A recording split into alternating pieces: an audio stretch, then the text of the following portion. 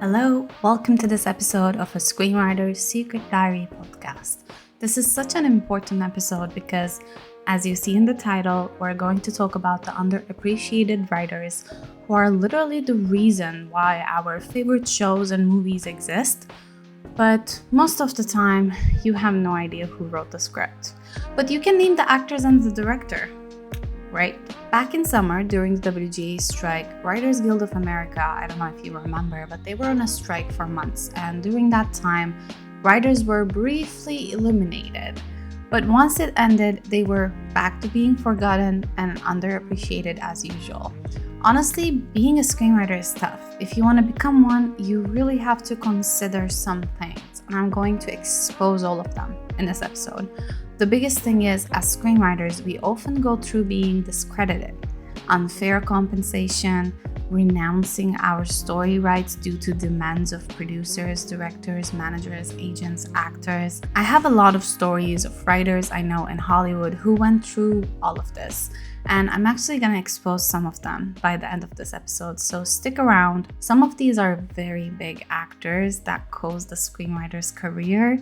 Anyways, just stick around for that. But literally, during the strike, writers started to expose the reality of Hollywood, how producers made them write movies and didn't fairly compensate them. Because after months of writing, they were like, oh, we're not gonna produce it. We moved on. So then the writer was left with $0 and months of labor, all wasted. Similarly, there are premium networks who started to make smaller writers' room, and they keep the writer's room only for a month. So the writers would write season 1 and not even get compensated after that month. And then writers are back to not having work and no one gives a shit. It was so crazy to read about all these real stories that happen to writers who are essentially WGA writers, because I didn't realize these things still happen if you were in the guild. And here I was thinking only indie writers like myself experience these types of stuff. It's really mind-blowing to think about it. But if you write, create stories, it's really a difficult job, yet no one ever says, wow, you did this, good job. It's a very thankless job. Reminds me of motherhood, but that's not the topic. This episode is getting out of hand, so I want to first talk about how you can become a writer, what you learn, so then the reality of it can make sense and you can be prepared. First, we can go to a film school or be a self-taught writer. It doesn't really matter. I'll make another episode or a video on my YouTube channel about advantages and disadvantages of a film school, because I really want to talk about that. But overall, you learn the art of visual storytelling, right? And you learn that screenwriting is almost like an invitation to collaborate with other artists, filmmakers, actors, and producers. It's not really the final art. It's not the final art, period, actually. So your audience is the artists, not the viewer or the mass audience. So there's different approach than just writing a story or a book. This is structure. There's structure, pacing, storytelling elements, plot points, montage, visuals. Characters have to be very deep, and you should show how a character behaves rather than telling. Like, actions speak louder than words, right? It's basically the essence of screenwriting. Later, you quickly learn that writing is rewriting. One of our professors in my MFA in screenwriting used to say, you write a screenplay 100, 200 times before it's sold.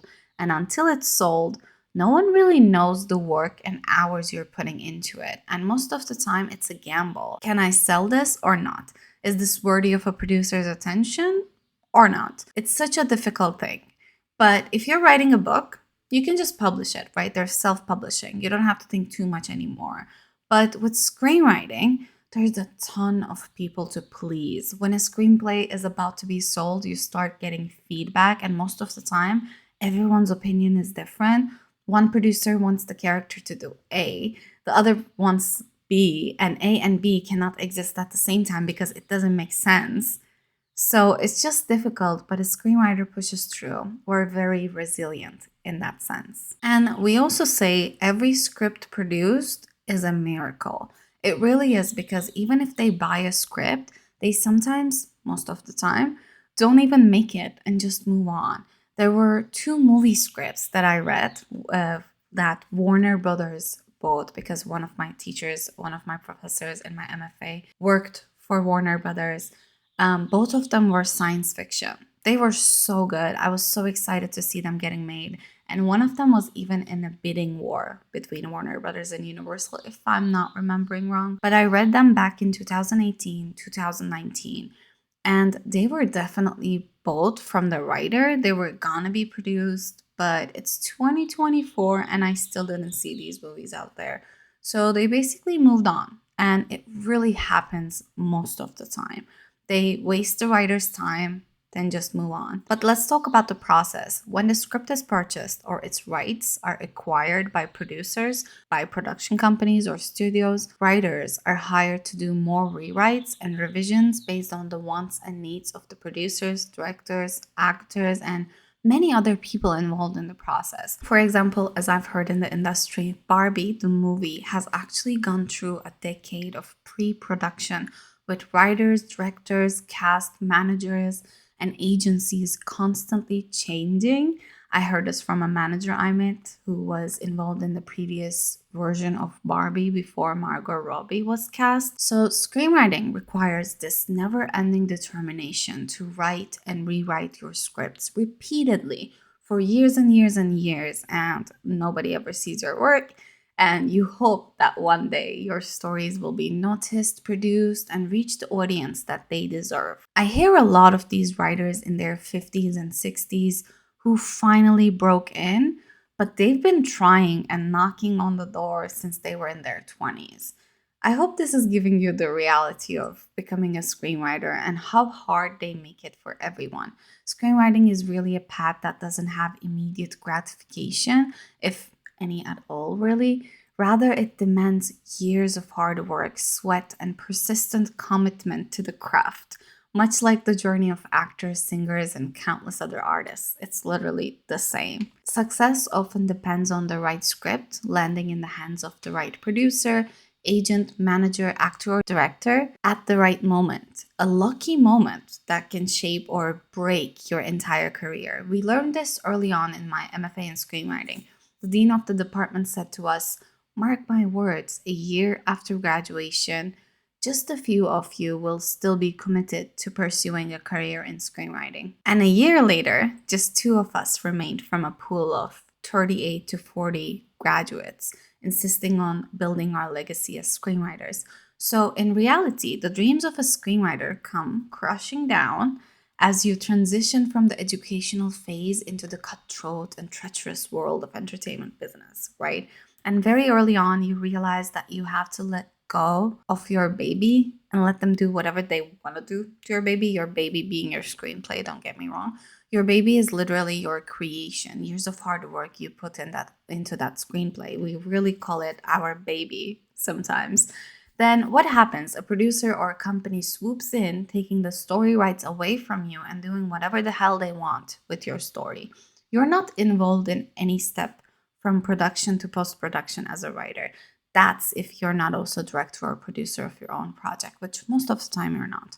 And unless you're established. Anyways, and after the movie is released, you're invited to the red carpet. You just randomly receive an invitation, but oh, no one knows your name, and your baby is now associated with the director and the name of the stars. No one really knows you, unless you're the producer or director of the project you wrote again, or you wrote the book for the project and then it got adapted. Even that is interesting, isn't it? For example, do you know who wrote the Harry Potter books?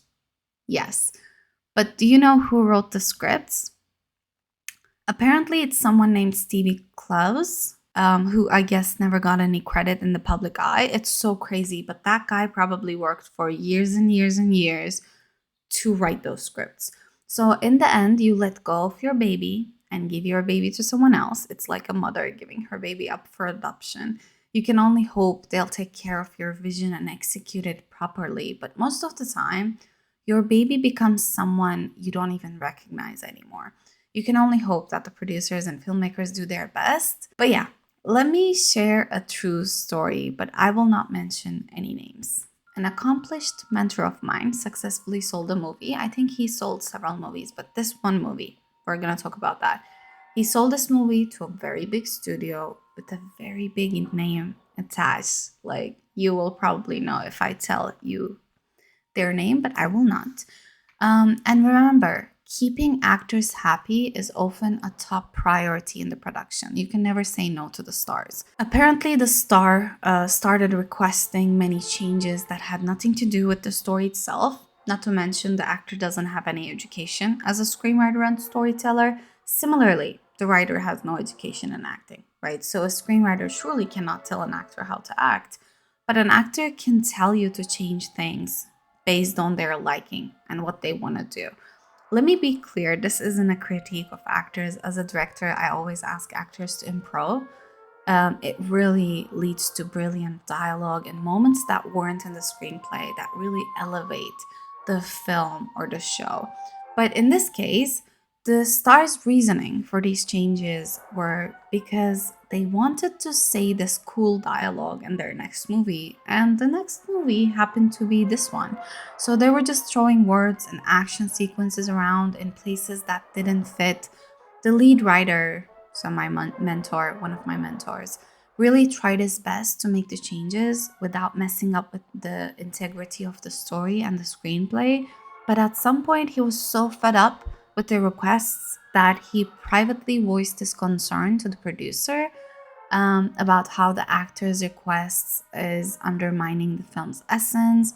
The character development is now all over the place. The character arc and story arc doesn't make any sense. The premise is like getting messed up. But not so shockingly, the producers fired the leading creator and writer of this movie and hired other writers who'd be willing to accommodate the actor's wishes despite the potential damage to the story. The writer lost all contact with the entire production. Now his baby, the screenplay, is in the arms, in the hands, I guess, of people who are destroying it. And this is such a well known star. Like, everyone knows the star. But yeah, I can't say the name. I made a promise. I wish I could. But, anyways, it's so disappointing, though, to see this actor, because I loved this actor before I learned all about this.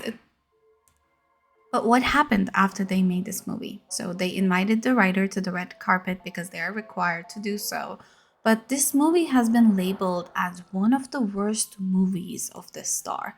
It got so many bad reviews because most of the actions in the story didn't make any sense. His dialogues didn't make any sense.